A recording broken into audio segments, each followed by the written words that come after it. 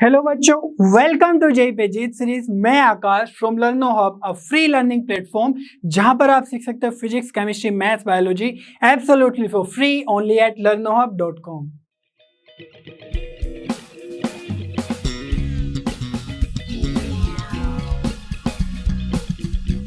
बच्चों, आज हम जेई सीरीज में कंटिन्यू करने वाले हैं प्रोबेबिलिटी चैप्टर का कंसेप्ट वीडियो।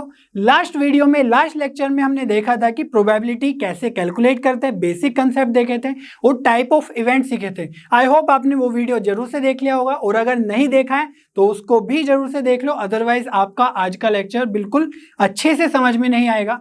आज हम सीखने वाले कंडीशनल प्रोबेबिलिटी और उसमें भी इंडिपेंडेंट इवेंट्स के क्वेश्चन कैसे पूछे जाते हैं, जेई एडवांस के भी क्वेश्चन सोल्व करेंगे। ये सब लास्ट में आपको क्लियर हो जाएगा। तो जो भी इंपॉर्टेंट कंसेप्ट आपको लगते हैं आपको नोट डाउन करते जाना है, ताकि आप उनको प्रॉपरली रिवाइज करते रहे और एग्जाम के टाइम पे भी उनको ढूंढने में कोई प्रॉब्लम ना हो। Are you ready with your pen and paper? चलिए स्टार्ट करते हैं।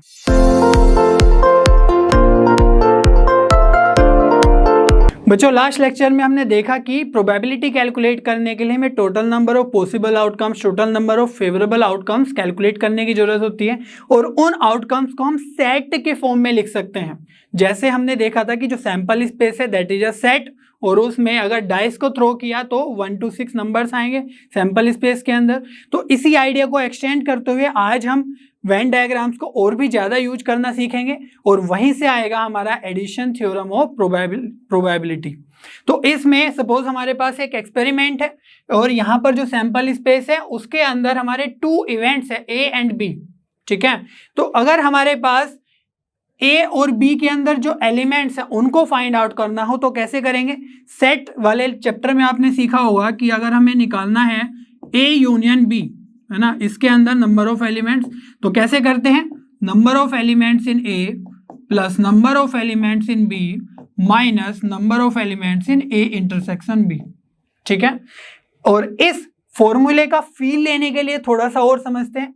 तो जैसे हमें पता है कि A यूनियन B क्या होता है, जो A के अंदर है और B के अंदर है, दोनों में। ठीक है, A और B। ठीक है, तो यहाँ पे एडिशन का सेंस है A और B कोई भी। तो यहाँ पर जब हम लिखते हैं NA, तो NA का मीनिंग है ये वाला पार्ट जो सिर्फ A वाला है, और कॉमन वाला पार्ट भी, क्योंकि ये कॉमन वाला पार्ट क्या है? A intersection B। ठीक है, तो इस दोनों को हमने NA में काउंट कर लिया, और जब हम NB की बात करते हैं तो यहाँ पर ये वाला पार्ट और ये वाला पार्ट, ये दोनों हमने काउंट कर लिए। तो क्या हुआ कि जो ये कॉमन वाला पार्ट है हमने 2 टाइम्स काउंट कर लिया, तो इसीलिए हम इसको माइनस करते हैं। ठीक है, तो इसको मैं क्रॉस कर दूंगा।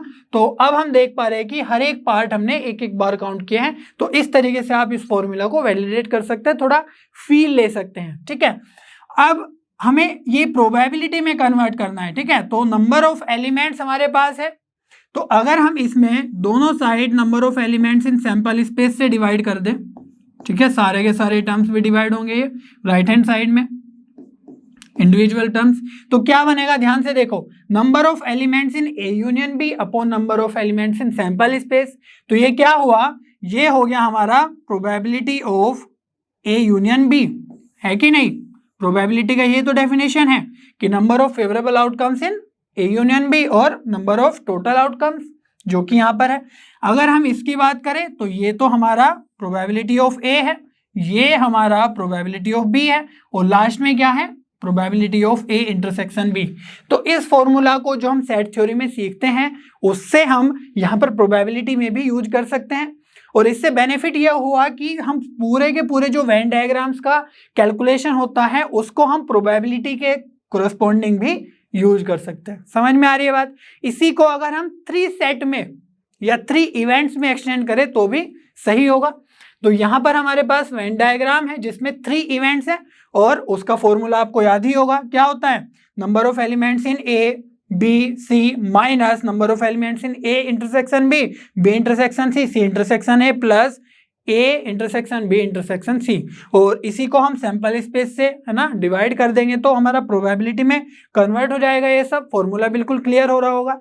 लेकिन अगर आपको याद नहीं रहता है तो भी आप यहाँ पर जनरेट कर सकते हैं इसको, थोड़ा सा इसी के सिमिलर इसका भी फील लेंगे। ठीक है, तो जब हमने बात किया कि भाई हमें probability of A union B union C चाहिए, मीन्स जितना भी एलिमेंट्स हैं इन तीनों के अंदर सब कवर चाहिए, ठीक है। तो सबसे पहले हमने लिखा P A P B P C. तो जब हमने ये लिखे तो क्या होगा कि जो ए है, ए को हम काउंट करेंगे पूरे को, तो ये वाला भी ए के अंदर है, ये वाला भी ए के अंदर है और ये वाला भी ए के अंदर है, ठीक है। तो ये सभी हमारे ए के अंदर है। अब क्या होगा, अब चाहिए हमें पी बी, ठीक है। तो बी वाले के अंदर कौन कौन से पार्ट्स आएंगे, एक तो ये, एक ये और एक ये, ठीक है। तो ये हमारा हो गया पी बी। पी सी की बात करें तो सी के अंदर ये ग्रीन वाला है, तो यहां पर ये वाला पार्ट, ये वाला पार्ट और ये वाला पार्ट, ठीक है। लेकिन हम यहां पर देख रहे हैं कि जो only A only B only सी है, ये तो एक एक बार ही काउंट हुआ, बट जो कॉमन वाले पार्ट्स है वो 2 टाइम्स 3 टाइम्स ऐसे काउंट हो गए, तो इसीलिए हम उसको माइनस करेंगे, ठीक है।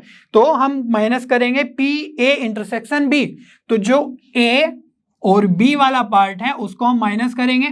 दैट मीन्स ये एक बार माइनस कर दिया और एक बार ये माइनस कर दिया, ठीक है, कॉमन वाला पार्ट, ठीक है।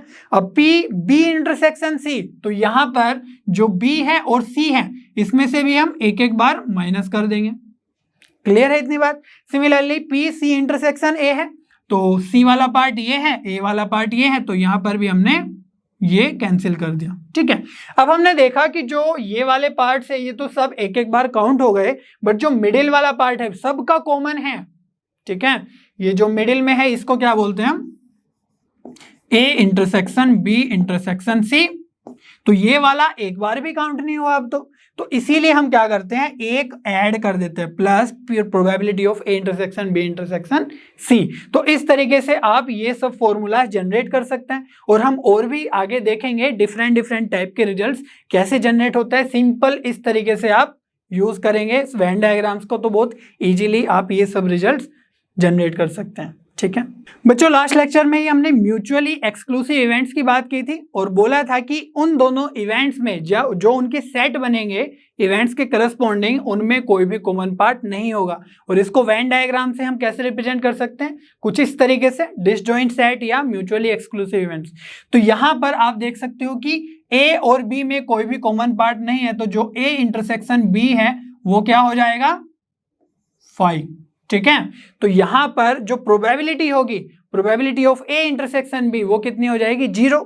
तो यहां पर हम सिंपली जब फॉर्मूला यूज करते हैं कि A and B are mutually exclusive events, तो probability of A union B आ जाएगा हमारा probability of A plus probability of B, और माइनस होता है, जैसे हमने यहां पर फॉर्मूला में देखा कि माइनस होता है हमारा probability of A intersection B, और अभी हमने बताया कि कोई भी कॉमन पार्ट तो है ही नहीं, इसीलिए उसका प्रोबेबिलिटी हो जाएगा 0, तो हम ऐड ही नहीं करेंगे, ठीक है। तो ये वाला आपको थोड़ा सा एडिशन वाला फील आ रहा होगा कि जब हमने ए यूनियन बी किया, मीन्स ए और बी वाला फीलिंग, तो उसमें सिंपली प्रोबेबिलिटीज को ऐड कर दिया। और यही हमारा 3 इवेंट्स के केसेस में भी होगा, जब हमारे 3 डिसजॉइंट इवेंट्स होंगे, म्यूचुअली एक्सक्लूसिव इवेंट्स होंगे, तो इस केस में भी probability of A union B union C क्या आएगा, probability of A plus probability of B plus probability of C. तो जब भी कहीं क्वेश्चन में दे दिया कि म्यूचुअली एक्सक्लूसिव इवेंट्स है, तो वहां पर हम ये सब रिजल्ट्स यूज कर लेंगे, ठीक है। चलिए अब कुछ इंपॉर्टेंट रिजल्ट्स देख लेते हैं जो क्वेश्चन सोल्व करते हुए हमें जरूरत पड़ती है। तो अगर हमसे बोला गया कि हमें सिर्फ ए की प्रोबेबिलिटी चाहिए, है ना, और हमारे पास 2 इवेंट्स है ए एंड बी, तो ओनली ए की प्रोबेबिलिटी कैसे फाइंड आउट करें। तो यहां पर जो हमारा वेन डायग्राम है इसमें आप देख सकते हो सिर्फ ए की चाहिए, दैट मीन्स ये वाला पोर्शन चाहिए, ठीक है। जो बी के साथ कॉमन वाला पार्ट है ए इंटरसेक्शन बी, वो हमें नहीं चाहिए, ठीक है। तो इसको कैसे निकालें, तो इसका एक और मीनिंग है कि जब हम सिर्फ ए की बात करते हैं तो ए में से हम बी को माइनस कर देते हैं। दैट मीन्स ए वाले में से जो बी का कहीं पर भी कोई भी पार्ट है उसको भी हम माइनस कर देंगे। तो इसीलिए बोलते हैं कि अगर हमें ओनली ए की बात करनी है तो ए माइनस बी हम बोल देते हैं, ठीक है, उसमें से बी के जो भी एलिमेंट्स है बाहर। और इसका दूसरा तरीके से लिखने का है कि ए इंटरसेक्शन बी कॉम्प्लीमेंट, ठीक है। तो इसको कैसे देखेंगे, बी कॉम्प्लीमेंट का मतलब है बी के बाहर, दैट मीन्स इधर या उधर कहीं पर भी, और ए के अंदर की बात हो रही है, ए की बात हो रही है, दैट मीन्स ए के अंदर ही रहना है और बी के बाहर रहना है। तो ए के अंदर बी के बाहर, यही वाला पोर्शन हम देख पा रहे हैं। ठीक है, तो इस तरीके से भी रिप्रेजेंट कर सकते हैं, इस तरीके से भी। और प्रोबेबिलिटी कैसे फाइंड आउट करें वो भी बहुत इंटरेस्टिंग है कि जो प्रोबेबिलिटी ऑफ ए है पूरे की, उसमें से हम जो कॉमन वाले पार्ट की प्रोबेबिलिटी है उसको माइनस कर देंगे। ठीक है, ये ऐसे ही हो ना कि भाई ए में से हम बी वाले पार्ट को माइनस कर देंगे। दैट मीन्स प्रोबेबिलिटी ऑफ ए में से जो भी बी वाला पोर्शन है उसके अंदर है ना, ए के अंदर कॉमन वाला पार्ट, उसको हम माइनस कर देंगे probability of A intersection B. एक और इंटरेस्टिंग तरीका है इसको लिखने का, अगर हमारे पास ए यूनियन बी का वैल्यू गिवन है तो probability of A union B क्या होगा, पूरे के पूरे पोर्शन का प्रोबेबिलिटी जो भी यहां पर कॉमन है, तो उसमें से अगर हम पूरे बी का प्रोबेबिलिटी माइनस कर दें, ठीक है, पूरे के पूरे बी का प्रोबेबिलिटी, तो सिर्फ ओनली ए वाली कंडीशन बचेगी। तो इसमें से हम प्रोबेबिलिटी ऑफ बी माइनस कर देंगे तो हमारे पास प्रोबेबिलिटी ऑफ ओनली ए बचेगी। ठीक है, अब थोड़ा आगे बढ़ते हैं। एक रिजल्ट ये भी है कि प्रोबेबिलिटी ऑफ एग्जैक्टली 1 अगर पूछ लिया जाए ऑफ ए बी अकर्स, तो यहां पर ओनली 1 एग्जैक्टली 1 अकर हो रहा है। ठीक है, या तो ए अकर हो रहा है या फिर बी अकर हो रहा है। ठीक है, तो यहां पर हम क्या करेंगे, या तो ए या तो बी। तो ये वाली कंडीशन, कॉमन वाला पार्ट नहीं अकर हो रहा है, जो भी उनके बीच में कॉमन है, या तो ए अकर होगा या बी अकर होगा। तो इसके लिए हम क्या करते हैं, देखो अब हमें चाहिए सिर्फ ए वाला और सिर्फ बी वाला। तो इसके लिए एक तरीका तो ये है कि हम पी ए पी बी लिखें। तो पी ए पी बी में क्या होगा, जैसे हम प्रोबेबिलिटी ऑफ ए कंसिडर करेंगे ये वाला पार्ट, अब जब प्रोबेबिलिटी ऑफ ए लिखा तो ये कॉमन वाला पार्ट भी तो आएगा इसमें, इसके अंदर। ठीक है, तो ये पूरा का पूरा ए है, तो ये दोनों पार्ट हम कवर करेंगे। और प्रोबेबिलिटी ऑफ बी जब हम लिख रहे हैं तो यहां पर ये वाला पार्ट भी कवर हो रहा है और ये वाला पार्ट भी आ रहा है बी के अंदर। ठीक है, लेकिन हमें तो सिर्फ ए और बी है ना एग्जैक्टली 1 चाहिए, तो इसीलिए हम क्या करेंगे, यहां पर जो ये 2 टाइम्स कॉमन वाला पार्ट ऐड किया है इसको माइनस कर देंगे। ठीक है, तो -2 ऑफ कॉमन वाला part, probability of A intersection B. तो इस तरीके से हम एग्जैक्टली 1 वाली कहानी इजीली बता सकते हैं। अब एक और लॉ आपने पढ़ा है, डी मॉर्गन्स लॉ, जब आप सेट की थ्योरी पढ़ रहे थे, सेट में पढ़ रहे थे, तो वहां पर आपने देखा होगा कुछ इस तरीके से कि यहां पर एन लिख लेते हैं या एन भी हटा दो।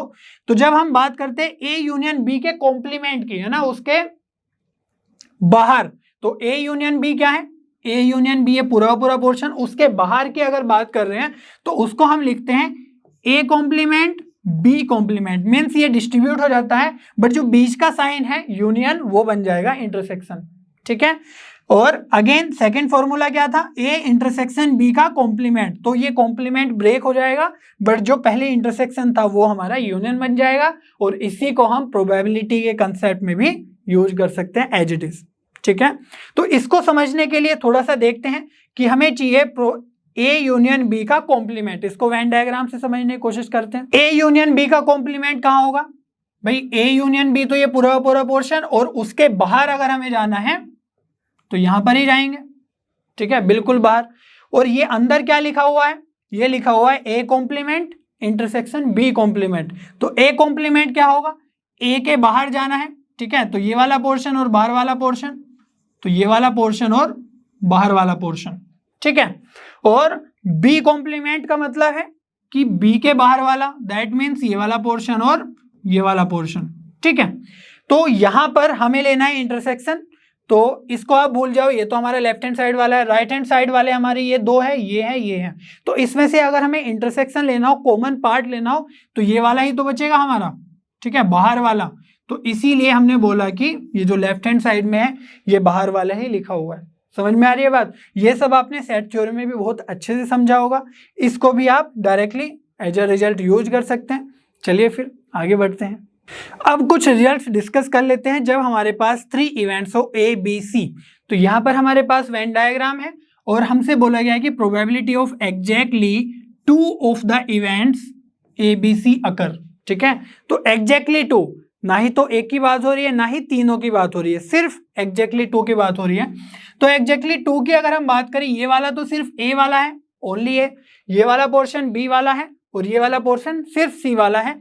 और यहां पर अगर हम बात करें, ये जो बीच वाला पोर्शन है है ना, ये तीनों का कॉमन है, A intersection B intersection C, तो यहाँ पर तीनों के तीनों इवेंट हो रहे होंगे, ठीक है। लेकिन हमें एग्जैक्टली 2 की बात करनी है, दैट मीन्स ये वाला पोर्शन चाहिए, ये वाला पोर्शन चाहिए और ये वाला पोर्शन चाहिए, ठीक है। तो इन तीनों पोर्शन की हमें प्रोबेबिलिटी पूछी गई है, तो कैसे हम फाइंड आउट करेंगे? तो सबसे पहले जहां पर भी ये इन्वॉल्व हो रहे हैं ना, उसकी प्रोबेबिलिटी आप लिख लो, है ना। तो यहां पर हम क्या करेंगे, probability of A intersection B, probability of B intersection C, probability of C intersection A, ठीक है। तो ये कौन कौन से पार्ट कवर कर रहे हैं? तो जब हमने probability of A intersection B लिखा, दैट मीन्स ये वाला पोर्शन और ये वाला पोर्शन हम कैलकुलेट कर रहे हैं, ठीक है, वहां पर पुट कर दिया। जब हम बी इंटरसेक्शन सी की बात कर रहे हैं, दैट मीन्स ये वाला और ये वाला पोर्शन, तो इसमें कॉमन क्या है, ये वाला पार्ट और ये वाला पार्ट, ये हमने यहाँ पर पुट कर दिया है, लिख दिया है। अब हमसे बोला गया है probability of C intersection A, that means probability of C intersection A, C यहाँ पर है, ए यहाँ पर है, दैट मीन्स ये वाला पोर्शन और ये वाला पोर्शन हमने पुट कर दिया है, ठीक है। लेकिन यहाँ पर प्रॉब्लम क्या हो गई है कि हमें चाहिए था सिर्फ ये वाला पोर्शन, तो ये तो हमने एक एक बार अकाउंट में लिया ही है, बट ये जो कॉमन वाला पोर्शन है 3 बार अकाउंट में आ गया है, जिसकी हमें जरूरत ही नहीं थी। तो इसीलिए इसको हटाने के लिए हम क्या करेंगे, माइनस कर देंगे 3 टाइम्स, ठीक है। तो 3 times probability of A intersection B intersection C हम इजीली माइनस कर देंगे। समझ में आ रही है बात? तो यहां से हम 1 2 3 टाइम्स क्रॉस करेंगे, क्योंकि हमने -3 टाइम्स कर लिया है। तो आपको फील आ गया कि अच्छा ये तीनों हमने इसी का प्रोबेबिलिटी हमने बताया है। अब बात करते हैं कि अगर हमसे बोल दिया जाए exactly 1 of the events ABC अकर, इसकी प्रोबेबिलिटी क्या होगी? एग्जैक्टली 1 की बात हो रही है अब, तो यहां पर हमारा ये वेन डायग्राम में थोड़ा चेंजेस आएगा। तो एग्जैक्टली 1 अगर हम देखें तो ये वाला पोर्शन, ये वाला पोर्शन, ठीक है, और ये वाला पोर्शन, तो या तो ए अकर हो रहा है या फिर बी अकर हो रहा है या फिर सी अकर हो रहा है, इसकी हमें प्रोबेबिलिटी बतानी है। तो इसके लिए क्या करेंगे हम, ये जहां जहां पर यूज हो रहे हैं उनको पहले लिख लेते हैं। तो सबसे पहले लिखा हमने probability of A, probability of B, probability of C. तो देख लेते हैं कौन कौन से पॉइंट्स आ रहे हैं। तो ए की जब हम बात कर रहे हैं रेड सर्कल में, तो ये वाला पॉइंट, ये वाला पोर्शन, ये वाला पोर्शन, ये पोर्शन और ये पोर्शन हम बात कर रहे हैं प्रोबेबिलिटी ऑफ ए की। और जब हम प्रोबेबिलिटी ऑफ बी की बात कर रहे हैं, तो यहाँ पर बी के लिए ये वाला पोर्शन एक बार ये अगेन, ये और ये, ठीक है। अब हम बात कर रहे हैं प्रोबेबिलिटी ऑफ सी की, तो यहाँ पर जो ग्रीन वाला सर्कल है इसके अंदर आएगा एक डॉट यहाँ पर, एक यहाँ पर, एक यहाँ पर और एक यहाँ पर। तो जब हमने PABC की प्रोबेबिलिटी दी, तो उस केस में क्या हुआ, ये एक्स्ट्रा है ना, जो रीजन हमें चाहिए ही नहीं थे वो भी हमारे पास आ गए, इंक्लूड हो गए, तो इनको माइनस कर देंगे, ठीक है। तो ये देखो यहाँ पर है ए इंटरसेक्शन बी की अगर हम बात करें यहाँ पर, तो 2 है और यहाँ पर 3 है, तो हम इस पोर्शन को पहले माइनस कर देते हैं, ठीक है। तो कॉमन पोर्शन ही हमें माइनस करना होगा, क्योंकि हम उसको इजीली लिखते हैं probability of A intersection B 2 times करेंगे, दैट मीन्स ये जो 2 डॉट्स है ये कैंसिल हो जाएंगे और इस पोर्शन में भी कैंसिल होंगे, क्योंकि ये पूरा का पूरा पोर्शन ही हमारा ए इंटरसेक्शन बी है। सिमिलरली अगर हम बात करें probability of B intersection C minus करने के 2 टाइम्स, तो बी और सी, तो यहां से हमने 1 टाइम किया तो यहां पर भी 1 टाइम हो गया, बट जब हम अगेन यहाँ पर 2 टाइम्स कर रहे हैं तो एक पॉइंट तो यहाँ पर है अवेलेबल, लेकिन यहाँ पर तो सारे ही खत्म हो गए, दैट मीन्स इसको ज्यादा बार हमें माइनस करना पड़ेगा, ठीक है, इस वाले पोर्शन को। तो इसमें हम क्या करेंगे कि एक इस तरीके से पॉइंट बना देंगे, होल बना देंगे, ताकि हमें पता रहे कि इसको हमने एक बार ज्यादा माइनस कर दिया है जब हम probability of B intersection C minus कर रहे थे, ठीक है। Similarly probability of C intersection A भी हमें माइनस करना होगा, दैट मीन्स जो सी और ए के अंदर कॉमन पार्ट है ये वाला, तो ये और ये 2 टाइम्स होगा, तो यहाँ पर 2 होल्स हमने बना दिए, दैट मीन्स ये पोर्शन जो कॉमन वाला पोर्शन है इसको 3 टाइम्स हमने माइनस कर दिया। और ये कौन सा पोर्शन है, जहां पर तीनों के तीनों इवेंट हो रहे हैं, ठीक है। तो ज्यादा माइनस कर दिया तो हम क्या करेंगे, उसको 3 टाइम्स ऐड कर देंगे, ठीक है, जितनी बार माइनस किया था। तो ये जो फॉर्मूला हमारा बना, ये बना exactly 1 of the events ABC अकर होने का। तो इस तरीके से आप खुद के फॉर्मूलाज, खुद के रिजल्ट्स जनरेट कर सकते हैं जहां पर भी आपको क्वेश्चन में रिक्वायरमेंट होती है, ठीक है बच्चों। अब एक अच्छा सा एग्जांपल सोल्व करने का टाइम आ गया है। यहाँ पर गिवन है if A and B are events such that probability of A union B is 3/4, probability of A intersection B is 1/4, probability of A complement is 2/3, then find probability of A complement intersection B। तो जो पूछा गया है उसी को देख लेते हैं कि वो कौन सा पोर्शन है। यहाँ पर A एंड B इवेंट्स है, दैट मीन्स हमें 2 सेट्स का वेन डायग्राम बनाना होगा। तो यहाँ पर हम देख सकते हैं कि जो A कॉम्प्लीमेंट है उसके साथ B का इंटरसेक्शन है। A कॉम्प्लीमेंट मीन्स A के बाहर रहना है, ठीक है, तो A के बाहर रहना है और B के अंदर रहना है और उसके साथ इंटरसेक्शन है, दैट मीन्स ये वाला पोर्शन हमारा कॉमन होगा। तो इसका वैल्यू हमें फाइंड आउट करना है इस क्वेश्चन में। तो यहाँ पर हमें बोला गया है कि probability of A intersection B, तो 2 तरीके हमने बोला था, probability of A intersection B, ठीक है। ये तो वही केस हो गया ना, जैसे हमने प्रोबेबिलिटी ऑफ ओनली ए की बात की थी, यहाँ पर ओनली बी की बात हो रही है। तो इसको हम बहुत तरीके से कर सकते हैं, probability of A minus B लिख सकते हैं। और इसको कैसे लिखते हैं, 2 तरीके बताए थे। या तो ऐसे कर लो कि प्रोबेबिलिटी ऑफ बी में से प्रोबेबिलिटी ऑफ कॉमन पार्ट की माइनस कर दो प्रोबेबिलिटी, है ना, ये ए इंटरसेक्शन बी है तो probability of A intersection B minus कर दो।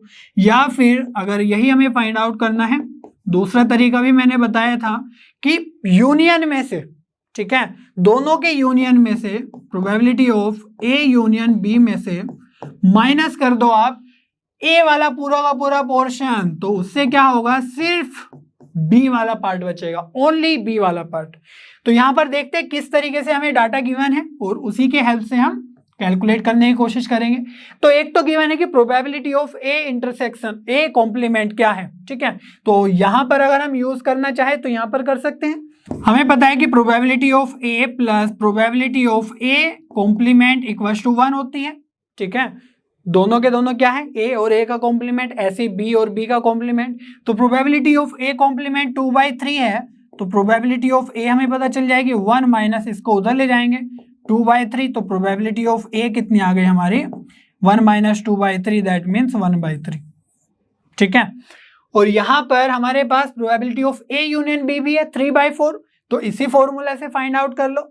तो यहां पर आ जाएगा 3/4 माइनस 1/3, ये वाला प्रोबेबिलिटी ऑफ ए, तो ये आ जाएगा आपका एलसीएम 12, 4 3 जा 12, तो 3 3 जा 9 माइनस 3 4 जा 12, तो ये आ जाएगा आपका 5/12, ठीक है।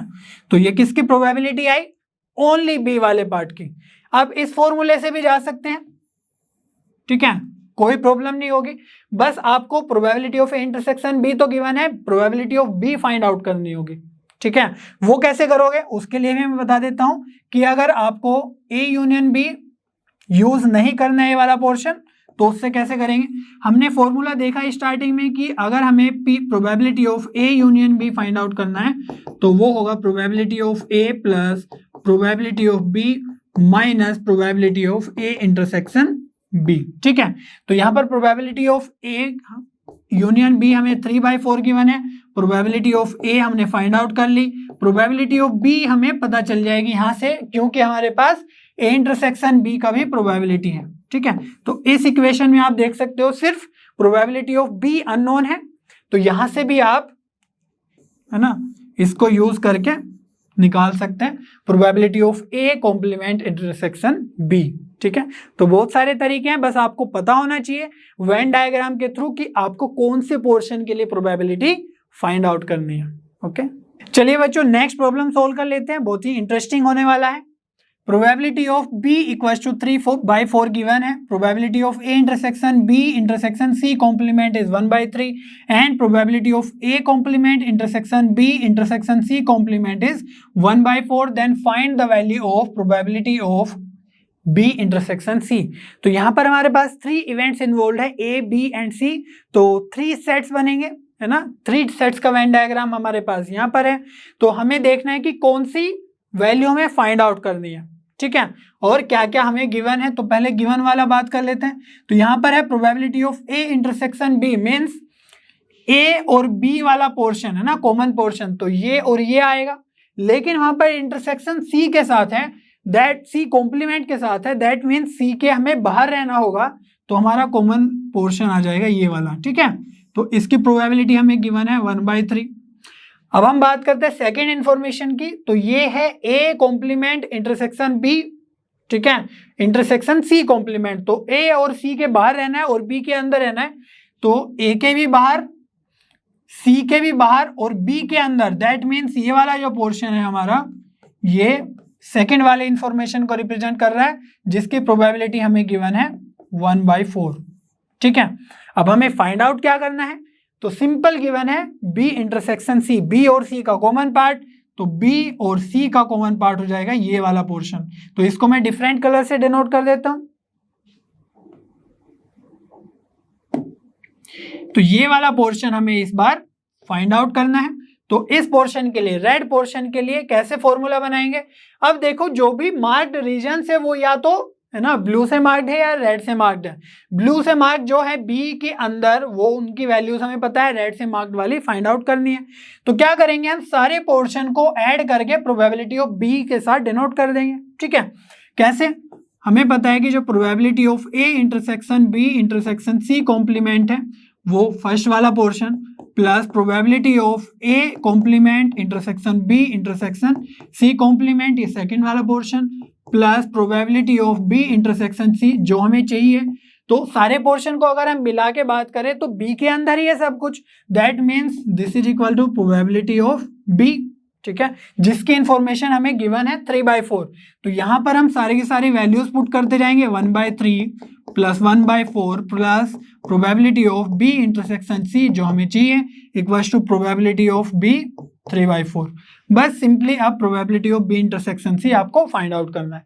अगर ऐसे आप क्वेश्चन को देखो तो ये काफी कंफ्यूजिंग कॉम्प्लिकेटेड सा लग रहा है, लेकिन अगर आप वेन डायग्राम के थ्रू रीजन्स को मार्क कर पा रहे हो, है ना, इतनी एबिलिटी हो पाई है, प्रैक्टिस कर ली है, तो आप बहुत ही इजीली सारे की सारी चीजें कैलकुलेट कर सकते हो जो भी आपको नहीं पता है, ठीक है, जो भी पूछा गया। तो यहाँ पर ये वाली वैल्यूज हम उधर ले जाएंगे, माइनस कर देंगे दोनों। तो probability of B intersection C कितना आ जाएगा, 3/4 माइनस 1/4 माइनस 1/3, ठीक है। तो पहले इनको सोल्व कर लेते हैं। 3/4 माइनस 1/4, 4 एलसीएम, 3 माइनस 1 2 माइनस 1/3, तो ये हो गया 1/2 माइनस 1/3, 3 और 2 का एलसीएम आ जाएगा 6, तो यहाँ पे आएगा 3 माइनस ये आ जाएगा 2, तो ये आ गया आपका वैल्यू 1/6। और किसकी वैल्यू है, probability of B intersection C, जो आपसे एग्जाम में पूछा जाता है, ठीक है। तो इस तरीके से आप अगर मार्क कर पा रहे हैं तो बहुत ही इजीली क्वेश्चन सोल्व कर सकते हैं, ठीक है। चलिए बच्चों, अब एक नया कंसेप्ट सीखने की कोशिश करते हैं, which is conditional probability. Conditional probability जब फाइंड आउट करते हैं तो उसमें एक कंडीशन दी हुई रहती है और उस कंडीशन के बेसिस पे हमें किसी इवेंट की प्रोबेबिलिटी फाइंड आउट करनी होती है। तो किस तरह की कंडीशन दी हुई रहती है, इसको समझने के लिए एक एग्जाम्पल कंसिडर करते हैं। हमारे पास कुछ किड्स हैं जो कार्ड्स खेल रहे हैं, तो आपको पता ही है कि जो कार्ड्स है वो 52 होते हैं टोटल, ठीक है। तो 13 13 13 13 4 सूट्स होते हैं, 13 4 जा 52 कार्ड्स होते हैं। यहाँ पर एक बच्ची है हमारे पास, उसकी जो मोम है वो स्कूल टीचर है जो मैथ्स पढ़ाती है, ठीक है। तो इसको थोड़ा आइडिया आया, इसने सोचा कि अच्छा मैं अपना मम्मा को चेक करती हूँ कि वो कितना अच्छा मैथ्स पढ़ाती है, कितना अच्छा उसको आइडिया है चीज़ों का। तो यहाँ पर ये गई अपनी मम्मा के पास जो किचन में खाना बना रही थी, ठीक है। तो मम्मा को थोड़ा हेल्प करने लगी और बातों ही बातों में इसने एक क्वेश्चन पूछ लिया। इसने बोला कि मम्मा मेरे पास ना एक कार्ड आया है ना, जब डिस्ट्रीब्यूशन करते हैं कार्ड्स का तो वो कार्ड रेड है, ये उसने बता दिया। तो ये कंडीशन हो गई कि कार्ड तो रेड है, ठीक है, लेकिन वो कार्ड किंग होगा, इसकी क्या पॉसिबिलिटी है ना, कितने चांसेस है कि वो किंग वाला कार्ड होगा, रेड वाला कार्ड है, उसने बता दिया है। तो इसको हम सिस्टमेटिकली थोड़ा सा लिखते हैं कि हमारे पास एक इवेंट है कि वो रेड कार्ड है, एक इवेंट है कि किंग है, किंग का कार्ड है। तो हमें पता है रेड कार्ड्स कितने होते हैं, 26 होते हैं, डायमंड और हार्ट वाले कार्ड्स सारे सारे 26, और जो इवेंट बी है उसके नंबर ऑफ एलिमेंट्स कितने हैं, किंग 4 होते हैं, 2 रेड वाले किंग होंगे और 2 ब्लैक वाले किंग होंगे, ठीक है। तो इसकी प्रोबेबिलिटी फाइंड आउट करने के लिए, अब मम्मा तो एक्सपर्ट है, ठीक है, उनको पता है कि अब ये खेल रहे हैं मेरे साथ, तो रेड कार्ड की अब पहले ही जब बता दिया उसने, तो जो ब्लैक कार्ड की पॉसिबिलिटी हम देखते हैं सैंपल स्पेस में कि भाई ये 52 है, तो ये तो हमारे लिए है ना रिजेक्टेड पोर्शन है, क्योंकि अब 52 की बात ही नहीं हो रही है। अब पहले ही पता है कि रेड कार्ड है ही, ठीक है। दैट मीन्स जो हमारा सैंपल स्पेस हो जाएगा इस क्वेश्चन के लिए उसको हम बोलेंगे 26, ठीक है। Red card. अब इसी कंडीशन में बोला गया है कि किंग के आने की पॉसिबिलिटी क्या है, तो हमें पता है कि जो रेड कार्ड वाले किंग होते हैं वो होते हैं 2 और 2 ब्लैक वाले, तो इसीलिए जो हमारा फेवरेबल आउटकम है वो कितने होंगे, नंबर ऑफ फेवरेबल आउटकम्स 2 होंगे। और इसको लिखने के लिए हम थोड़ा सा डिफरेंट वे में लिखते हैं, सिंपल प्रोबेबिलिटी नहीं लिखते हैं।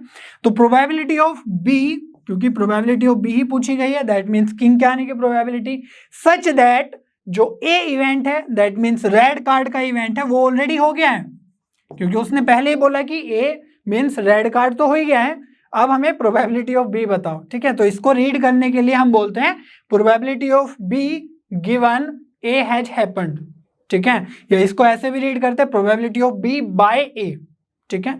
और लिखने के भी तरीके हैं और डिस्कस करेंगे, बट जो ये यहां पर वैल्यू आया ये क्या क्या आया है इसको ध्यान से देखते हैं। तो जो 26 है वो क्या है, number of elements in A event, और जो ऊपर है वो क्या है, वो है जो ए रेड कार्ड है और जो बी इवेंट किंग है उनका कॉमन पार्ट, ठीक है, रेड किंग, ठीक है।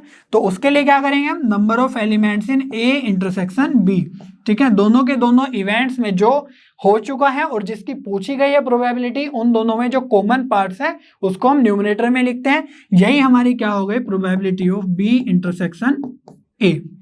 अब यहाँ पर मैथमेटिकली अगर आप सोचो इसको थोड़ा सा और अच्छा करने के लिए हम ऊपर नीचे जो एक्चुअल में टोटल सैंपल स्पेस था उसके अंदर जो एलिमेंट्स थे उनसे डिवाइड कर दे अगर, तो ये हो जाएगा number of elements in sample space divide by number of elements in sample space, ठीक है। तो ऊपर नीचे डिवाइड कर सकते हैं, मैथमेटिकली तो कोई प्रॉब्लम नहीं है। तो यहां से एक बहुत ही इंटरेस्टिंग रिजल्ट आता है जिसको हम ज्यादातर यूज करते हैं, मोस्टली यूज करते हैं। तो probability of B by A हो जाएगा, देखो number of elements in A intersection B by number of elements in sample space, तो न्यूमरेटर में हो जाएगा probability of A intersection B, ठीक है। और डिनोमिनेटर में क्या है, number of elements in A by number of elements in sample space, तो ये हो गया है प्रोबेबिलिटी ऑफ इवेंट ए। तो इसको आप थोड़ा सा ध्यान से देखो, जो इवेंट ऑलरेडी हो चुका है उसकी प्रोबेबिलिटी नीचे आ रही है, ठीक है, क्योंकि जो इवेंट ऑलरेडी हो चुका है वही हमारा सैंपल स्पेस था जब हमने इसको सोल्व किया था, ठीक है। तो वहां से हमारा नीचे तो प्रोबेबिलिटी ऑफ ए आएगा और ऊपर आ जाएगा probability of common part A intersection B, ठीक है। तो इसी को समझने के लिए थोड़ा डेफिनेशन वाइज जाते हैं। इस तरह की कंडीशन दी हुई रहती है, let A and B are two events associated with the sample space S, है ना, एक ही सैंपल स्पेस में वो दोनों के दोनों इवेंट्स होने चाहिए। Probability of B when event A has already happened, A already हो चुका है, इसी को बोलते हैं हम conditional probability of B with respect to A के रेस्पेक्ट में बी की कंडीशनल प्रोबेबिलिटी क्या होगी। और इसको लिखने का तरीका बताया हमने, प्रोबेबिलिटी ऑफ बी बाय ए, ठीक है। तो इसको हम डिफरेंट नोटेशन से करते हैं, तो बुक्स वगैरह में ज़्यादातर यही यूज करते हैं। और जब भी जेईई एडवांस या मेंस में क्वेश्चन पूछा जाता है तो ये वर्टिकल बार आप यूज देख सकते हो, लिखा रहेगा। तो इसको ऐसे भी लिख सकते हैं, प्रोबेबिलिटी ऑफ इस तरीके से, है ना, स्लैंट वाला स्लैश, और इस तरीके से भी आपको मिलेगा प्रोबेबिलिटी ऑफ बी अपॉन ए, ठीक है। तो ये डिफरेंट नोटेशन है, आपको यूज करने को मिल जाएगी। आप कोई भी जो भी जिसमें भी आप कंफर्टेबल हो उसको यूज कर सकते हैं, ठीक है। तो हम यहाँ पर ज्यादातर ये वाला यूज करते हैं, एकदम से बन जाता है वो, ठीक है। तो यहाँ पर probability of B by A denominator में आ गया प्रोबेबिलिटी ऑफ ए। अब जो डिनोमिनेटर में है वो 0 नहीं होना चाहिए, ठीक है, उसका वैल्यू या उसका प्रोबेबिलिटी 0 नहीं होना चाहिए, और न्यूमरेटर में आ जाएगा उन दोनों का कॉमन पार्ट का प्रोबेबिलिटी। सिमिलरली हम probability of A by B भी लिख सकते हैं, तो यहाँ पर प्रोबेबिलिटी ऑफ बी डिनोमिनेटर में आ जाएगा और न्यूमरेटर में आ जाएगा probability of A intersection B, जहां पर probability of B is not equals to 0। तो इन सभी फॉर्मूलाज को कुछ एग्जाम्पल सोल्व करके और भी अच्छे से समझने की कोशिश करते हैं, ठीक है। Example 7, it is given that events A and B are such that probability of A is 1/4, probability of A by B is 1/2, and probability of B by A is 2/3, then probability of B is, और हमारे पास यहाँ पर कुछ options भी है तो इनसे हम मैच कर लेंगे। अब जो जो हमें वैल्यूज पता है ना उनको यूज करेंगे। अब हमें प्रोबेबिलिटी ऑफ बी चाहिए, और यहाँ पर कहीं ना कहीं प्रोबेबिलिटी ऑफ बी भी बनेगा इन फॉर्मूलाज के थ्रू। फॉर्मूला क्या है, अगर हमें probability of A by B लिखना है तो क्या कैसे लिखते हैं, probability of A intersection B upon probability of B, है ना। जो इवेंट पहले हो चुका है उसको डिनोमिनेटर में, और इसकी वैल्यू कितनी गिवन है यहाँ पर, simply probability of A by B is 1/2। ठीक है, तो यहाँ पर प्रोबेबिलिटी ऑफ बी हमारा आ सकता है। अब जो सेकेंड इंफॉर्मेशन गिवन है वो है probability of B by A. ठीक है, तो यहां पर probability of B by A कितना हो सकता है, probability of A intersection B upon probability of A, जो इवेंट ऑलरेडी हो चुका है। तो यहां पर हमारी इसकी वैल्यू है 2/3। अभी हमें ये भी गिवन है प्रोबेबिलिटी ऑफ ए 1/4, तो यहां पर पुट कर देते हैं। यहां से आ जाएगा आपका probability of A intersection B equals to 2/3, और ये उधर जाके मल्टीप्लाई होगा probability of A which is 1/4। तो यहाँ पर 2 से 4 गया 2 टाइम्स, तो ये आ जाएगा 1/6। ठीक है, तो probability of A intersection B हमारा आ गया है 1/6। तो इस तरीके से जो भी इंफॉर्मेशन आपके पास गिवन है उसको थोड़ा सा प्रोसेस करो और फिर धीरे धीरे आइडिया लगते जाएगा। अब हमें चाहिए प्रोबेबिलिटी ऑफ बी जो यहाँ पर अपीयर हो रही है, बट यहाँ पर हमें probability of A intersection B पहले नहीं पता था, बट अब तो पता चल गया है ना। तो यहाँ से हम ये सब वैल्यूज कैलकुलेट कर लेंगे। न्यूमरेटर में है 1/6, डिनोमिनेटर में है probability of B equals to 1/2। अब देखो इसको उधर ले जाओ तो ये बन जाएगा 1/6 equals to 1/2 into probability of B, और 2 इधर ले आओ तो 2/6 equals to probability of B, और प्रोबेबिलिटी ऑफ बी कितना आ जाएगा 1/3। ठीक है, 2 से ऊपर नीचे यहाँ पर डिवाइड हो जाएगा, तो हमारा आंसर बिल्कुल सिंपल आ गया है 1/3, और ये ऑप्शन बी आपका बिल्कुल करेक्ट हो जाएगा। ठीक है बच्चों, एक और एग्जांपल सोल्व कर लेते हैं। Example 8, if A complement and B complement are the complementary events of A and B respectively and probability of B is between 0 and 1, then find the value of probability of A by B plus probability of A dash by B। तो ये जो dash है ये complement को represent कर रहा है, या तो आप बार लगा दो या सी लगा दो या फिर ये सिंगल डैश लगा दो। यहाँ पर आप देख सकते हैं कंडीशनल प्रोबेबिलिटी की बात हो रही है, तो इनको थोड़ा सा ओपन कर लेते हैं, फिर इसकी वैल्यू फाइंड आउट करने की कोशिश करेंगे। तो ये वाला फॉर्मूला क्या हो जाएगा, probability of A intersection B upon probability of B, plus यहां पर आ जाएगा न्यूमरेटर में probability of A complement intersection B upon probability of B. ठीक है, तो इसकी वैल्यू फाइंड आउट करने के लिए हमें पता है कि जो डिनोमिनेटर में है वो तो दोनों प्रोबेबिलिटी ऑफ बी ही है ना, लेकिन ये वाला और ये वाला इसके लिए थोड़ा सा फोकस करना होगा। तो ये वाला पार्ट है इसमें कॉम्प्लीमेंट की बात हो रही है, तो इसको हम थोड़ा सा वेन डायग्राम की हेल्प से देख लेते हैं कि क्या ये लिखा हुआ है। ठीक है, तो वेन डायग्राम में हमारे 2 सेट्स है ए एंड बी, तो ए कॉम्प्लीमेंट मीन्स ए के बाहर जाना है। ठीक है, ये वाला जो सेट है इसके बाहर और बी के अंदर रहना है, और इन दोनों का कॉमन पार्ट दैट मीन्स ये वाले पार्ट की बात हो रही है सिर्फ। ठीक है, जो कॉमन पार्ट है ए इंटरसेक्शन बी। ठीक है, ये वाले को अगर हम प्रोबेबिलिटी ऑफ बी में से माइनस कर दे, ठीक है, तो हमारे पास ओनली ये वाली कंडीशन बचेगी। हमने एक क्वेश्चन भी किया था ओनली बी वाले पे। ठीक है, तो इसको हम एज इट इज लिख देंगे probability of A intersection B upon probability of B, plus यहां पर क्या लिख सकता है, probability of B minus probability of A intersection B. ठीक है, तो ये ओनली ए बी की प्रोबेबिलिटी बचेगी और ये आ जाएगा। ठीक है, अगर इनको भी स्प्लिट कर दे तो देखते हैं क्या बनेगा। ये बन जाएगा probability of A intersection B upon probability of B as it is, plus ये इसके नीचे जाएगा तो probability of B by probability of B minus probability of A intersection B by probability of B. ठीक है, तो ये वाला पोर्शन तो दोनों सेम ही है, बस प्लस माइनस साइन के साथ है, तो आपस में कैंसिल हो जाएंगे और यहाँ पर बचेगा probability of B by B equals to 1, तो आंसर आ जाएगा 1। तो यहाँ पर जो गिवन है इसका वैल्यू कितना आ जाएगा 1। ठीक है, तो इसको एज ए रिजल्ट भी आपको याद रखना है कि अगर सेम इवेंट हो गया है, दोनों जगह बी इवेंट ऑलरेडी हैपन हो चुका है, ठीक है, तो जो न्यूमरेटर में है है ना, जैसे ऊपर लिखते हैं पी ए बाई बी, तो ये है पी ए और यहाँ पर है पी ए डैश या पी कॉम्प्लीमेंट। तो ए के होने की प्रोबेबिलिटी और ए के नहीं होने की प्रोबेबिलिटी जब बी ऑलरेडी हो चुका है, इनको सम करेंगे तो यहाँ पर वैल्यू आ जाएगी 1। इसको आप एज ए रिजल्ट याद रखो, क्वेश्चंस में यूज हो सकता है, ठीक है। मल्टीप्लिकेशन प्रिंसिपल ऑफ प्रोबेबिलिटी, जैसे हमने एडिशन थ्योरम देखा था, उसमें था probability of A union B equals to probability of A, probability of B minus probability of A intersection B. तो मल्टीप्लिकेशन थ्योरम में या प्रिंसिपल में हम देखेंगे probability of A intersection B. तो इसको हम लिखते हैं probability of A into probability of B such that A has happened. तो ये आपको थोड़ा सा सिमिलर सा रिजल्ट नहीं लग रहा है? ये तो हमने पहले भी देखा हुआ है। कैसे? हमने अभी सीखा कि probability of B by A क्या होगा, probability of A intersection B, B intersection C, B, है ना, ए की बात है, न्यूमरेटर में आ जाएगा और डिनोमिनेटर में प्रोबेबिलिटी ऑफ ए, जो इवेंट ऑलरेडी हो चुका है। अगर आप यहाँ पर प्रोबेबिलिटी ऑफ ए को लेफ्ट हैंड साइड में ले जाएंगे और मल्टीप्लाई में कर देंगे तो यही तो लिखा हुआ है, और इधर है probability of A intersection B.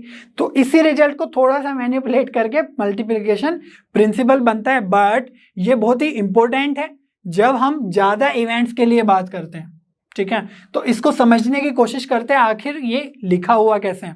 तो हमें बात करने की प्रोबेबिलिटी ऑफ ए और बी, है ना, दोनों इवेंट के होने की प्रोबेबिलिटी क्या होगी, ए और बी।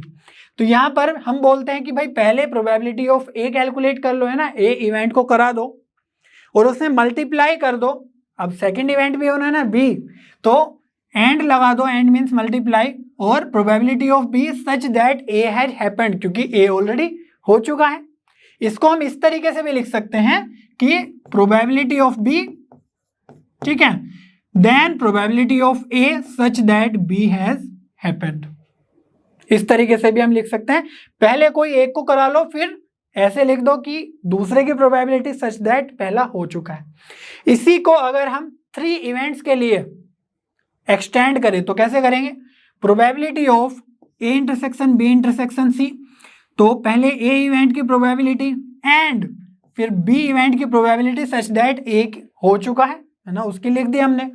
अब हमें ए और बी हो चुका है, सी भी कराना है, इंटरसेक्शन के साथ है, तो probability of C such that A intersection B means A और बी ऑलरेडी हो चुके हैं ना, तो इसीलिए such that A intersection B has already happen. इसको हम डिफरेंट वे में भी लिख सकते हैं। कैसे? पहले आप बी की प्रोबेबिलिटी लिख लो, प्रोबेबिलिटी ऑफ बी, फिर जिसका भी लिखना है, मान लो ए का लिखना है तो फिर लिखो प्रोबेबिलिटी बाय बी, है ना, probability of A by B, क्योंकि बी ऑलरेडी हो चुका है, लिख चुके हो आप। अब ए और बी दोनों हो चुके हैं तो प्रोबेबिलिटी ऑफ सी कितना हो जाएगा, ए इंटरसेक्शन बी, ठीक है। तो ये वाला जो पोर्शन है और ये वाला जो पोर्शन है ये तो सेम ही है, और इसके इक्वल हमने ये लिखा था तो इसके इक्वल यही हुआ, ठीक है। तो आपको कॉमन चीजें समझ में आ रही है किस तरीके से हम लिख रहे हैं। ऐसे भी कर सकते हो कि पहले प्रोबेबिलिटी ऑफ बी लिख ली, फिर प्रोबेबिलिटी ऑफ सी लिख ली such that B has happened. जिसके आप लिख चुके हो उसको बाय में लिखना है ना बाद में, such that that has happened. और अब बी हो गया, सी हो गया, तो प्रोबेबिलिटी ऑफ ए बाय किस कौन कौन सा हो गया, बी और सी, तो उसका बी इंटरसेक्शन सी।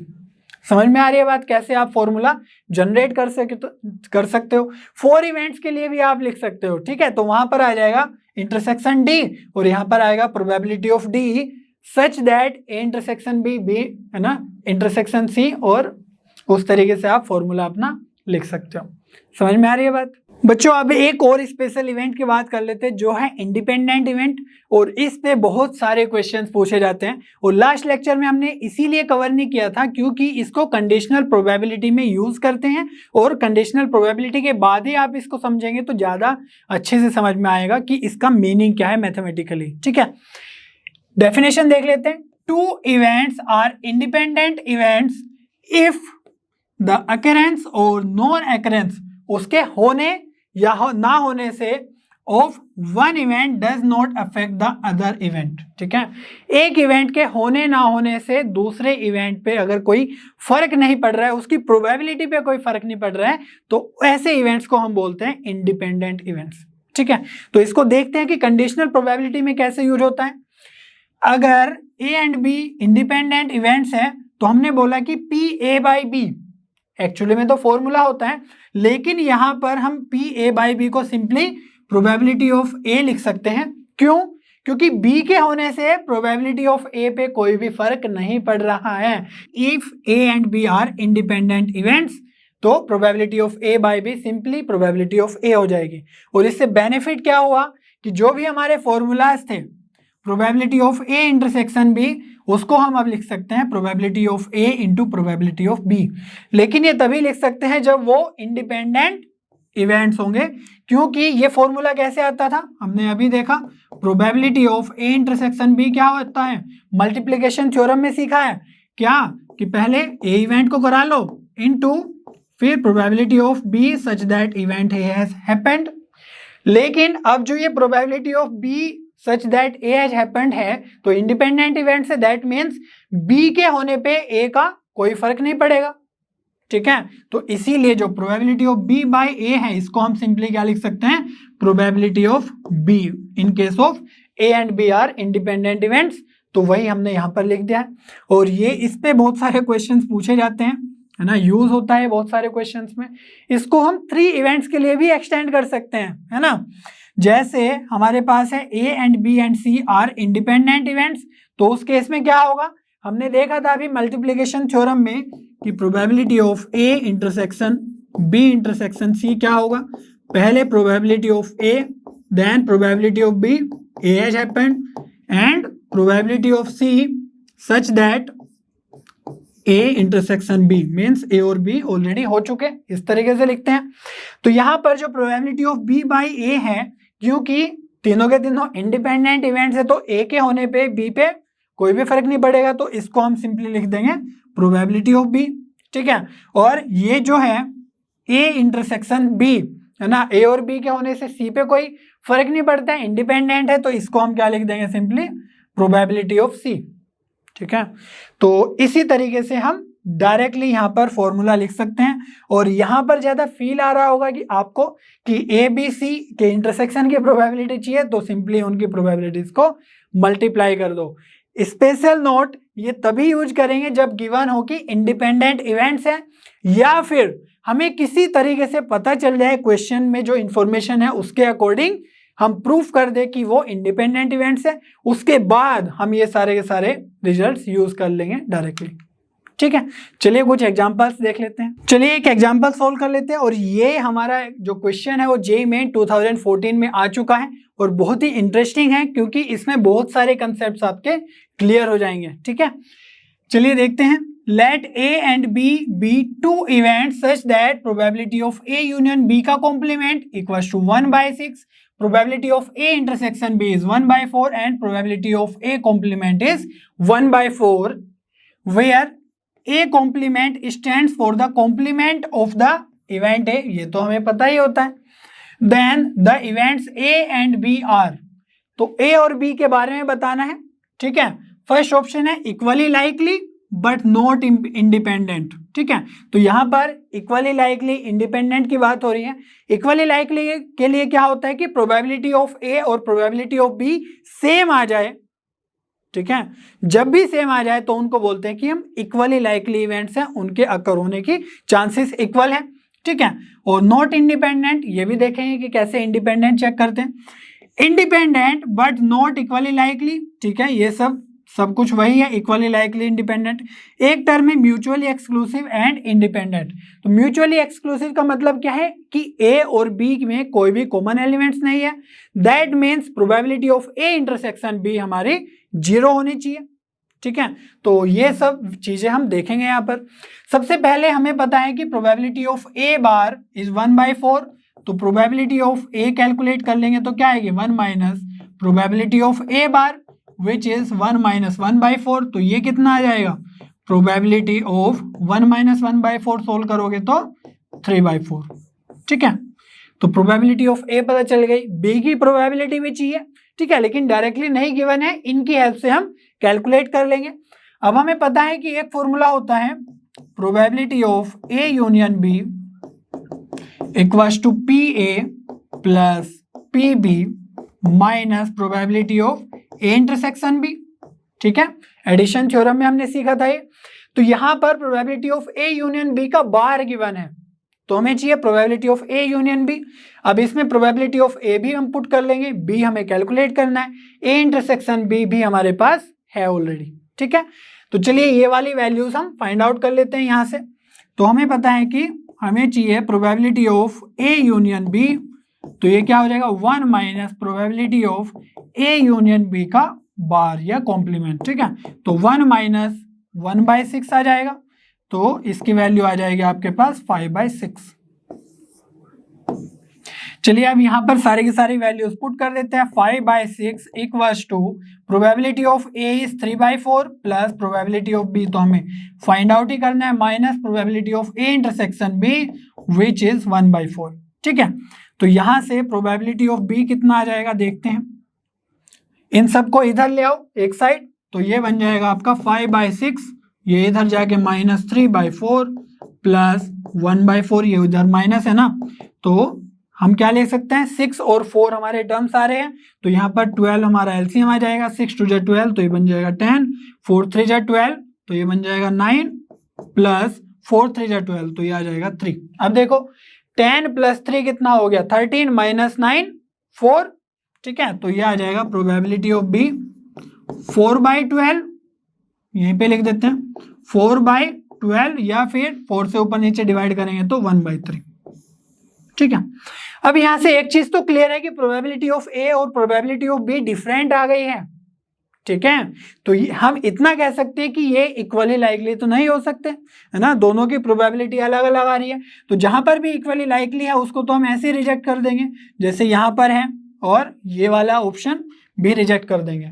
और दूसरी बात क्या है कि यहाँ पर पूछा गया है कि म्यूचुअली एक्सक्लूसिव है क्या, तो म्यूचुअली एक्सक्लूसिव का हमें पता है कि probability of A intersection B 0 होता है, बट क्वेश्चन में ही गिवन है कि probability of A intersection B is 1/4, that means mutually exclusive तो ये हो ही नहीं सकता कभी भी। ठीक है, अब एक ही ऑप्शन बचता है independent but not equally likely, तो यहां से हम बोल सकते हैं, है ना, that probability of A not equals to probability of B, that means ये equally likely तो नहीं है, that means ये है not equally likely, तो ये तो पॉइंट सही है। और इंडिपेंडेंट है ना, एक ही ऑप्शन बचा है तो करेक्ट ही होगा, बट इंडिपेंडेंट चेक कैसे करते हैं उसको हम चेक करने की कोशिश करते हैं। ठीक है, तो ये वाले पार्ट से हमें कंक्लूजन क्या मिला ये। अब बात करते हैं कि अब हमने एक रिजल्ट सीखा है अभी कि यहाँ पर probability of A intersection B अगर है और उसका वैल्यू आ जाए probability of A into probability of B, तो इंडिपेंडेंट इवेंट होंगे, या फिर जैसे हमने यहाँ पर सीखा था कि इंडिपेंडेंट इवेंट है तो ये रिजल्ट होल्ड करेगा। तो इसके लिए probability of A probability of B को मल्टीप्लाई करेंगे, और वो मल्टीप्लीकेशन अगर probability of A intersection B के इक्वल आ गया है तो हम बोल देंगे कि ये इंडिपेंडेंट इवेंट्स होंगे। क्लियर हो रही है बात, तो यहाँ पर हम कर लेंगे probability of A into probability of B, देखते हैं कितना आता है ये टर्म।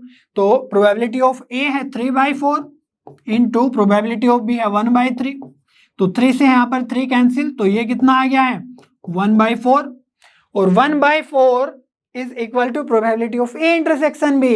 यस, तो यहां से हम लिख सकते हैं कि ये तो ए इंटरसेक्शन बी के ही इक्वल आ गया है। तो हमने अभी देखा कि probability of A intersection B is equal to probability of A into probability of B, और जब भी ऐसा हो जाए तो हम क्या बोलेंगे कि ये दोनों इंडिपेंडेंट इवेंट्स होंगे। ठीक है,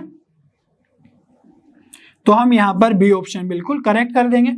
और कभी कभी इस रिजल्ट को पाने के बाद हम आगे यूज करते हैं इन सभी रिजल्ट्स को इंडिपेंडेंट के फॉर्म में, तो उसके थ्रू भी हम कुछ क्वेश्चन सोल्व करते हैं, आगे हम देखेंगे। ठीक है, एक बहुत ही इंपॉर्टेंट नोट है, आपको हमेशा ध्यान रखना है, अदरवाइज आप इंडिपेंडेंट वाले क्वेश्चंस सोल्व नहीं कर पाएंगे।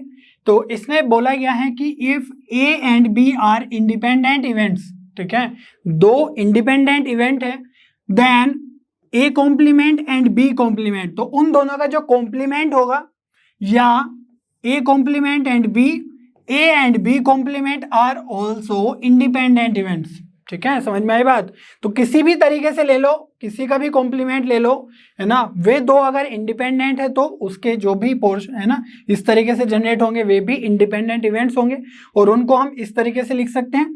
तो probability of A intersection B equals to P A into P B, ये तो हमें पता ही है। और अगर नहीं भी पता है, क्वेश्चन के थ्रू पता चल गया, तो फिर उसके बाद हम इस्टेब्लिश कर लेंगे कि वो इंडिपेंडेंट इवेंट्स होंगे। ठीक है, जैसे हमने लास्ट क्वेश्चन में देखा, यहां पर probability of A bar intersection B bar, तो ये हो जाएगा probability of A bar into probability of B bar. ठीक है, इसी तरीके से probability of A intersects A complement intersection B complement, तो ये सारे के सारे रिजल्ट्स आप याद रखो। याद क्या, इनफैक्ट ये तो लिख ही सकते हो ना आप, आपको पता ही चल गया कि ये दोनों इंडिपेंडेंट है, तो इसमें कहीं पर भी कॉम्प्लीमेंट लगाओगे तो वो रिजल्ट्स मल्टीप्लाई में ही होगा सिंपली। तो इसको थोड़ा सा प्रूफ करके देख लेते हैं, एक पार्ट को ऐसा। ठीक है, ये वाला पार्ट देख लेते हैं। तो इसको हम वेन डायग्राम की हेल्प से ही करेंगे। हमारे पास 2 इवेंट्स है ए एंड बी। ठीक है, तो इसमें बोला क्या गया है कि probability of A complement intersection B को बी चाहिए। ठीक है, ए कॉम्प्लीमेंट मीन्स ए के बाहर जाना है और बी के अंदर रहना है और कॉमन पार्ट लेना है, तो बी के अंदर और ए के बाहर, तो ये वाला पार्ट आ जाएगा। ठीक है, ये तो हम 2-3 बार देख चुके हैं आज ही के लेक्चर में। तो इसको लिखने के लिए क्या लिखेंगे, probability of A complement intersection B. तो कैसे करते हैं इसको कि बी के अंदर से हम जो कॉमन वाला पार्ट है which is A intersection B, इसको माइनस कर देंगे।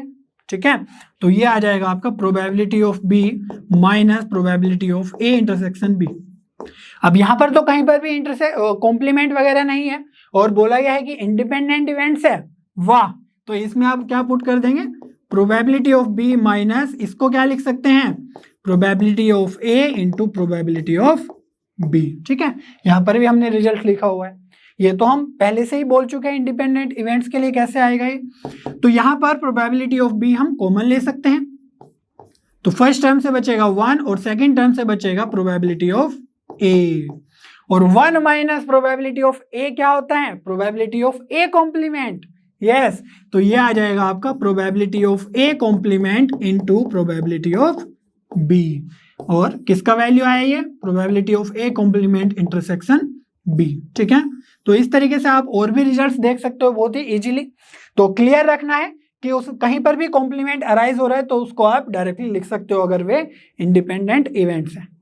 ठीक है बच्चों, चलिए आज की लास्ट प्रॉब्लम सोल्व करते हैं, और ये जे एडवांस 2012 में पूछा जा चुका है, तो बहुत ही अच्छा क्वेश्चन है।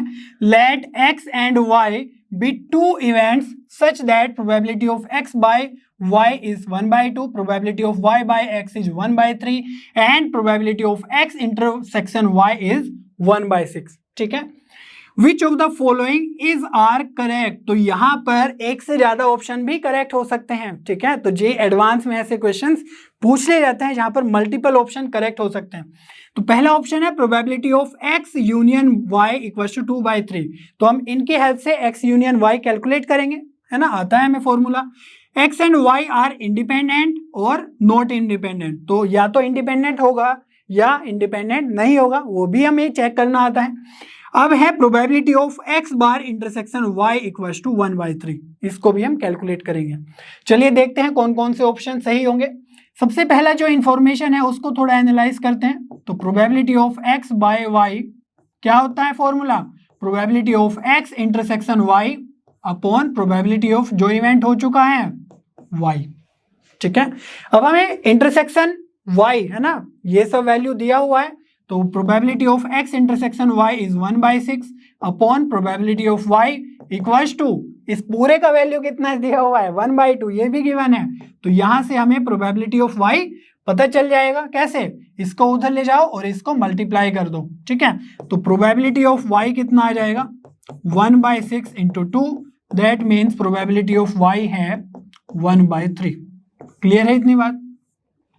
चलिए आगे बढ़ते हैं। सेकंड जो रिजल्ट है वहां से हमें पता चलता है कि probability of y such that x has happened, तो इसको भी क्या लिखेंगे, probability of x intersection y। ठीक है, x इंटरसेक्शन y लिखे या y इंटरसेक्शन x लिखे, कॉमन पार्ट ही देखना है ना, तो कोई भी लिख सकते हैं, और डिनोमिनेटर में ध्यान रखना है बस कि यहां पर आएगा प्रोबेबिलिटी ऑफ x। क्लियर है इतनी बात। तो इसका वैल्यू कितना गिवन है 1/6, और नीचे तो प्रोबेबिलिटी ऑफ x है, ठीक है, यहाँ पर मैं एरो लगा देता हूँ, और probability of y by x की वैल्यू है 1/3, ठीक है, तो इक्वल्स टू 1/3। तो यहाँ से इसको उधर ले जाओ, इसको इधर, तो प्रोबेबिलिटी ऑफ x हमारा आ जाएगा 1/6 into 3, that means probability of x आ गया है 1/2, ठीक है। तो यहाँ पर x और y की प्रोबेबिलिटी हमें पता चल गई है, तो और इंटरसेक्शन भी पता है x y का, तो हम इंडिपेंडेंट इवेंट है या नहीं है ये तो इजीली पता लगा सकते हैं। कैसे? Probability of x into probability of y find out कर लो। कितना है? x कितना है 1/2, y कितना है 1/3, तो कितना आ गया है 1/6, और यही तो हमारी probability of x intersection y है कि नहीं। तो हम यहाँ से लिख सकते हैं कि probability of x intersection y और probability of x into probability of y equal है, दैट मीन्स x और y इंडिपेंडेंट इवेंट्स हैं, ठीक है। तो यहीं पे मैं लिख देता हूं x and y are independent events. तो हमारा ऑप्शन कौन सा करेक्ट हो जाएगा? बी ऑप्शन, ठीक है, ये इंडिपेंडेंट इवेंट है। बट अभी हमारा काम पूरा नहीं हुआ, ठीक है, काम पूरा कब होगा? हमें सारे ऑप्शन चेक करने होंगे, ठीक है, अभी सिर्फ यही एलिमिनेट हुआ। तो जब more than one multiple option correct में आ जाए तो उसमें क्या करना है, हमें एलिमिनेट पे ज्यादा ध्यान देना चाहिए, ठीक है, दोनों पे ही। ऐसा नहीं कि एक ऑप्शन आ गया तो खुश हो गए, पार्शियल मार्किंग मिलेगी, फुल मार्क्स नहीं मिलेंगे। दैट मीन्स हमें ये भी चेक करना है, तो इसके लिए हम क्या करेंगे, probability of x union y क्या होता है? Probability of x plus probability of y minus probability of x intersection y, ठीक है। तो इसके लिए क्या करेंगे, हमें वैल्यूज पता है 1/2, प्रोबेबिलिटी ऑफ y भी पता है 1/3, minus probability of x intersection y 1/6। तो यहाँ पर आपका एलसीएम आ जाएगा 6 और ये आ जाएगा कितना 3, यहाँ पर आ जाएगा 2 -1, तो 3 2 5 -1 4, तो ये आ जाएगा 4/6। That means probability of x union y आपका वैल्यू आ गया है 2/3, ठीक है, और ऑप्शन में भी 2/3 है, तो ये ऑप्शन भी बिल्कुल करेक्ट हो गया, ठीक है। अब एक ऑप्शन और बचा है जिसको हमने चेक भी नहीं किया है, ये क्या है? Probability of x complement intersection y equals to 1/3। अब ध्यान से देखो, हमने इस्टेब्लिश कर दिया कि x और y इंडिपेंडेंट इवेंट्स हैं, दैट मीन्स उसके जो कॉम्प्लीमेंट होगा x कॉम्प्लीमेंट y, ये भी क्या होंगे, इंडिपेंडेंट इवेंट्स होंगे। समझ में आई बात? यही हमने लास्ट टॉपिक में बताया था, ठीक है, कि a कॉम्प्लीमेंट इंटरसेक्शन b भी हमारा इंडिपेंडेंट इवेंट्स होगा। तो इसके लिए हम क्या करेंगे, हमें चाहिए प्रोबेबिलिटी ऑफ x कॉम्प्लीमेंट, ठीक है, तो यहां से निकाल लेते हैं। प्रोबेबिलिटी ऑफ x कॉम्प्लीमेंट क्या आ जाएगी, 1 minus probability of x, that means 1/2, तो ये आ जाएगी आपकी 1/2, ठीक है, और प्रोबेबिलिटी ऑफ y भी, तो यहां पर हम इसको लिख सकते हैं probability of x complement into probability of y, तो कितना आएगा वैल्यू, x कॉम्प्लीमेंट है 1/2 और प्रोबेबिलिटी ऑफ y कितना है 1/3, ठीक है, तो वैल्यू कितना आना चाहिए 1/6 आना चाहिए of probability of x intersection y, ठीक है, लेकिन ऑप्शन में कितना गिवन है 1/3, तो ये ऑप्शन बिल्कुल करेक्ट नहीं होगा, ठीक है, रॉन्ग हो जाएगा। तो ये वैल्यू भी आपको, ये कैलकुलेशन भी आपको ध्यान रखना है, ठीक है, डी ऑप्शन के लिए है। तो यहाँ इस तरीके से आपके पास जो इंफॉर्मेशन थी उससे इस्टेब्लिश किया कि ये इंडिपेंडेंट इवेंट्स है, और फिर आप डायरेक्टली उस रिजल्ट को यूज कर पा रहे हैं, ठीक है। अगर हम ये इस्टेब्लिश नहीं करते तो यहाँ पर probability of x bar intersection y को हम probability of x bar into probability of y नहीं लिख पाते, ठीक है। तो इस तरीके से आप सारे के सारे क्वेश्चंस एडवांस लेवल के भी बहुत सोल्व कर सकते हैं अच्छे से। बस आपको प्रैक्टिस करना है इन सब फॉर्मूलाज पे और इनको ब्रशअप करना है बहुत अच्छे से, ठीक है बच्चों। आज हमने मेनली कंडीशनल प्रोबेबिलिटी और इंडिपेंडेंट इवेंट्स के क्वेश्चन सोल्व किए और बहुत अच्छे से कंसेप्ट भी सीखे। मुझे उम्मीद है आपको सभी कंसेप्ट और प्रॉब्लम्स बहुत अच्छे से समझ में आए होंगे। नेक्स्ट वीडियो में हम बेस थ्योरम और बर्नौली ट्रायल्स जैसे कंसेप्ट सीखेंगे। तब तक लर्न हब पे बने रहिए, क्योंकि लर्न हब पे सभी कंटेंट फ्री है पर बेस्ट है।